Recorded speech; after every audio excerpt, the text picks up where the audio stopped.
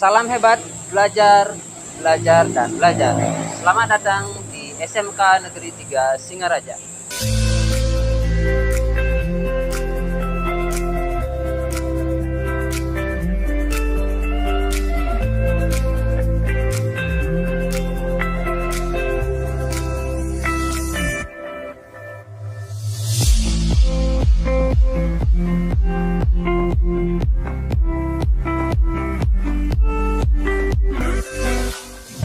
Baik, ini adalah bengkel saya, bengkel teknik audio video. Nah, tempat saya mengajar nanti. Yuk, ikut saya dalam mengajar. Perkenalkan, saya Iwayan Rantano SPD, guru SMK Negeri 3 Singaraja, Bali. Video ini merupakan rangkuman pengalaman mengajar sejak beberapa tahun mengajar di sekolah SMK Negeri 3 Singaraja. Saya mengajar pelajaran dasar-dasar kejuruan di jurusan Teknik Elektronika. Sejak SMK Negeri 3 Singaraja menjadi sekolah pusat keunggulan di tahun 2020, banyak perubahan mendasar yang terjadi, mulai dari kebijakan sekolah, kompetensi keahlian, dan kurikulum. Di sekolah saya sudah menerapkan kurikulum merdeka. Oleh karena itu, perubahan paradigma baru mengajar di kelas yang berpusat pada siswa dan menyesuaikan pelajaran dengan karakteristik siswa. Pembelajaran inovatif merupakan acuan dasar dalam mengajar di kelas yang harapannya mampu mengarahkan siswa belajar dengan baik. Namun permasalahan klasik masih saya temukan pada siswa saya di jurusan Teknik Elektronika. Seperti banyaknya siswa yang jurusannya tidak sesuai dengan minat atau pilihannya, hal ini berdampak pada semangat dan motivasi siswa belajar rendah. Selain tidak minat dan tidak semangat, siswa juga merasa terbebani dengan teori dan konsep yang menjemukan bagi mereka. Data ini saya dapat ketika di awal pembelajaran, saya biasanya diskusi santai dengan anak-anak di kelas dan beberapa kelas saya lakukan asesmen awal. Dari permasalahan tersebut, saya berusaha mencari pendekatan pembelajaran yang terbaik dengan metode yang menyenangkan siswa saat di kelas.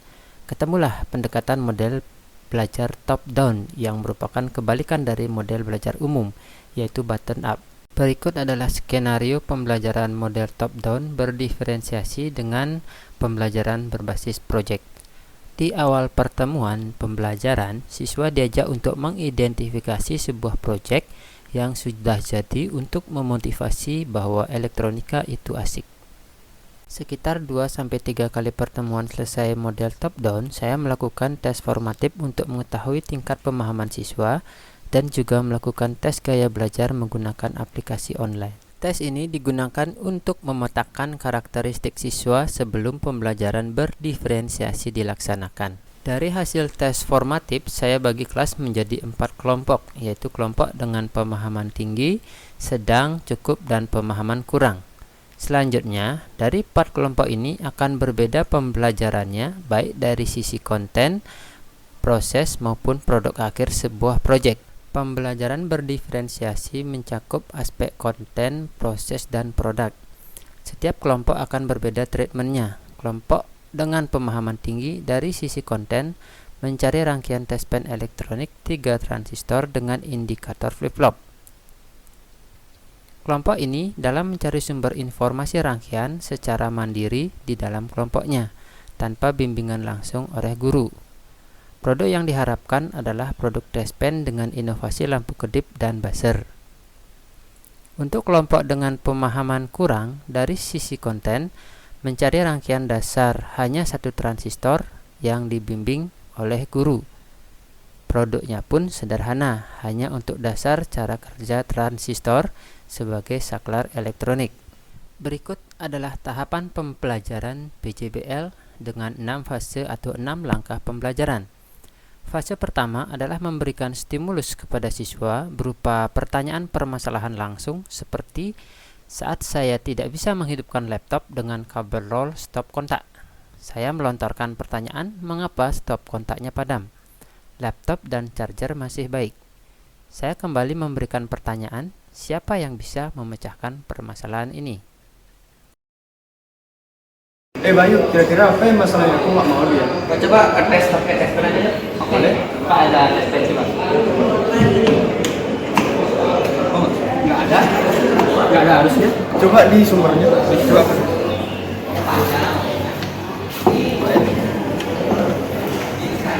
Ada ya? Coba tes kabelnya sana. Kabelnya satu-satu. Ini Pak, tadi di sumbernya tadi ada tegangannya, tapi di sini Oke, nanti kira-kira yang putus apa ya? Kabelnya. Nah, kan kabelnya tersambung kan susah ya dicek ya, itu ya. Fase kedua adalah mendesain perencanaan proyek berupa mencari rangkaian test pen elektronik di internet, mendesain layout PCB di buku, menyiapkan alat dan bahan, memotong PCB, menggambar desain PCB ke papan pertinak atau PCB, melakukan proses etching yaitu pelarutan PCB dengan bahan kimia tertentu, melakukan proses pengeboran sampai ke tahap assembling atau perakitan komponen.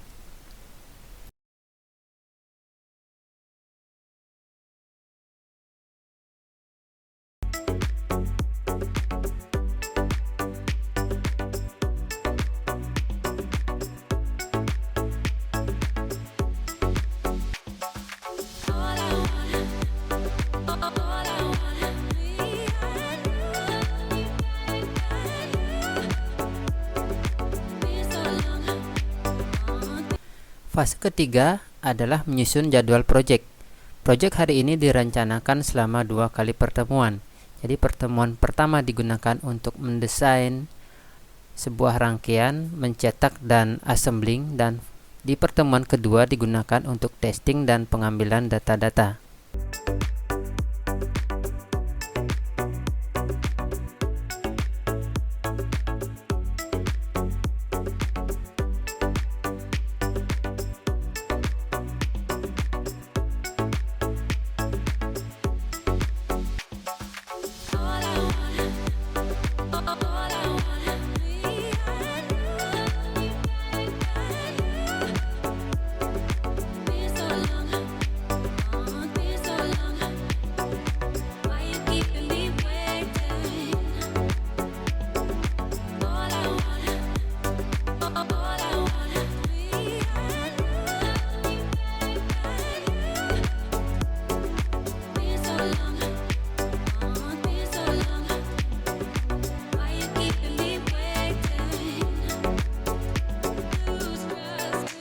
Fase keempat adalah memonitoring kemajuan proyek. Jadi di sini guru akan memberikan bimbingan, sedikit perbaikan dan bantuan kepada setiap kelompok, terkhusus kelompok dengan kemampuan cukup dan kurang. Jadi disinilah peran guru sebenarnya dalam pembelajaran inovatif. Guru harus senantiasa ada membimbing siswa maupun kelompoknya jika terjadi permasalahan-permasalahan di tengah proses pembelajaran.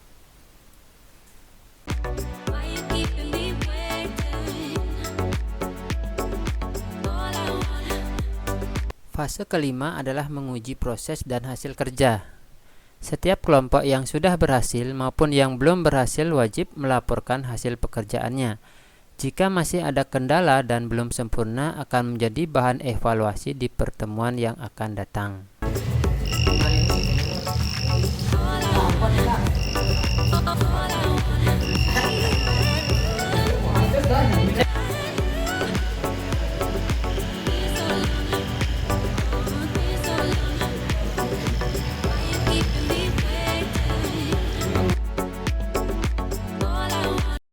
Fase akhir adalah evaluasi dan refleksi hasil akhir kerja. Setiap kelompok memberikan refleksi atas proses pembelajaran, kesan dan pesan dan produk yang dihasilkan. Om Swastiastu, terima kasih atas pembelajaran yang diberikan Bapak Wayan Rentanu. Saya merasa tertantang dan semangat untuk belajar. Om Swastiastu, terima kasih atas pembelajaran yang diberikan Pak Wayan Rentanu. Saya merasa lebih tertantang dan bersemangat belajar tentang elektronika lagi karena langsung praktik. Om Swastiastu, baiklah sebelumnya saya mengucapkan terima kasih kepada Bapak Wayan Rentanu karena telah mendidik saya dan mengajarkan saya tentang ilmu-ilmu elektronika dasar dan tentang komponen-komponennya. Baik, terima kasih atas pembelajaran berdiferensiasi dari Bapak Rentanu. Saya sangat senang dengan pembelajaran dari Bapak karena pembelajaran langsung, praktik dan seru, penuh dengan hal-hal baru yang menarik, dan saya lebih tertantang dengan proyek yang Bapak berikan.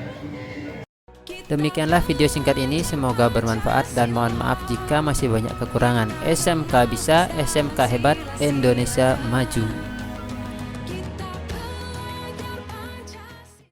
SMK Bisa. SMK Hebat. STEMSI Jaya. STEMSI Mantap.